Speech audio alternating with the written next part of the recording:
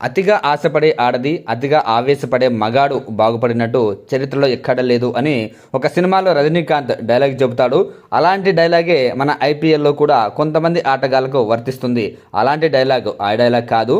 ఎందుకంటే ఐపీఎల్లో ఎవరికైతే భారీ ధర చెల్లిస్తారో వాళ్ళు ఆ స్థాయికి తగ్గట్టు ఆడరు అని మరోసారి ప్రూవ్ అయింది. గతంలో చాలామంది ఇలానే భారీ ధరకు ఆటలో ఫెయిల్ అయిపోయారు. మిచెల్ స్టార్క్ని చూశాం కదా, భారీ ధరకు ఇదే కేకేఆర్ కొనింది, కానీ అతను పెద్దగా అంచనాలను అందుకోలేకపోయాడు.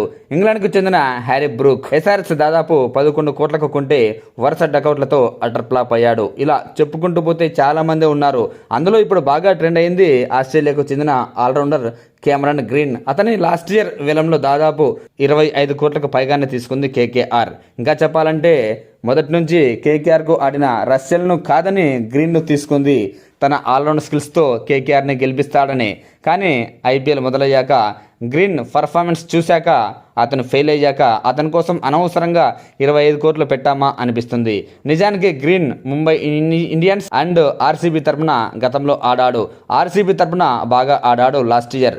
ఆర్సీబీ టైటిల్ గెలవడంలో కూడా గ్రీన్ పాత్ర ఎంతో కొంత ఉంది.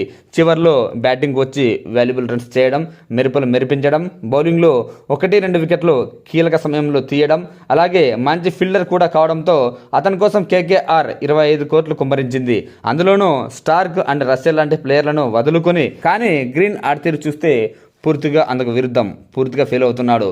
బ్యాటింగ్లో అటర్ ఫ్లాప్. ఇక ఫిట్నెస్ కారణంగా కొన్ని మ్యాచెస్లో బౌలింగ్ వేయలేదు. ఇప్పుడు బౌలింగ్ వేస్తున్నాడు, అది కూడా అటర్ ఫ్లాప్. ఈ సీజన్లో అతని ఫీల్డింగ్ కూడా ఎక్కడ పెద్దగా కనిపించలేదు.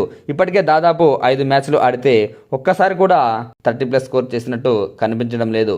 అట్లీస్ట్ ఒక మ్యాచ్లో చేశాడు అనుకుంటున్నా. ఇంకా చెప్పాలంటే 25 కోట్లు పెడితే ఆ స్థాయికి అతను ఏమాత్రం న్యాయం చేయలేకపోయాడు. ఫస్ట్ మ్యాచ్లో ముంబై ఇండియన్స్పై 10 బంతుల్లో 18 పరుగులు చేశాడు, ఒక 4 సిక్సర్తో.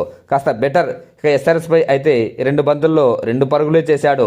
పంజాబ్తో జరిగిన మ్యాచ్లో అయితే మరీ ఘోరం. ఫస్ట్ బాల్కు దూకుడుగా ఆడి 4 కొట్టాడు, ఆ వెంటనే అవుట్ అయిపోయాడు. ఇక లక్నో సూపర్ జైంట్స్ పై మాత్రం కాస్త బెటర్గానే బ్యాటింగ్ చేశాడు. 24 బంతుల్లో 32 పరుగులు చేశాడు. అయితే ఆ మ్యాచ్లో బౌలింగ్లో అటర్ ఫ్లాప్. 2 ఓవర్లు బౌలింగ్ వేస్తే ఏకంగా 28 పరుగులు ఇచ్చుకున్నాడు. కేకేఆర్ ఆ మ్యాచ్లో ఓడిపోయింది కూడా. ఇక ఈరోజు సిఎస్కే పై కూడా అంతే. బాధ్యతగా ఆడాల్సిన టైంలో బ్యాటింగ్కి వచ్చి ఫస్ట్ బాల్కే డకౌట్ అయిపోయాడు. ఆ టీంకు భారంగా మారాడు. ఇక బౌలింగ్లో అయితే మరీ దారుణం. 2 ఓవర్లు బౌలింగ్ వేసి ఏకంగా 30 పరుగులు సమర్పించుకొని కేకేఆర్ ఓటమిలో తన వంతు పాత్రని శక్తివంచన లేకుండా కృషి చేశాడు. ఇలా 25 కోట్లు పెడితే టీంను గెలిపించకపోగా టీంకు భారంగా మారాడు కెమెరన్ గ్రీన్. మరి చూద్దాం భవిష్యత్తులో మిగిలిన మ్యాచెస్లో అయినా తనపై పెట్టిన నమ్మకాన్ని, తనపై పెట్టిన ధరకు న్యాయం చేస్తాడా లేదా అనేది.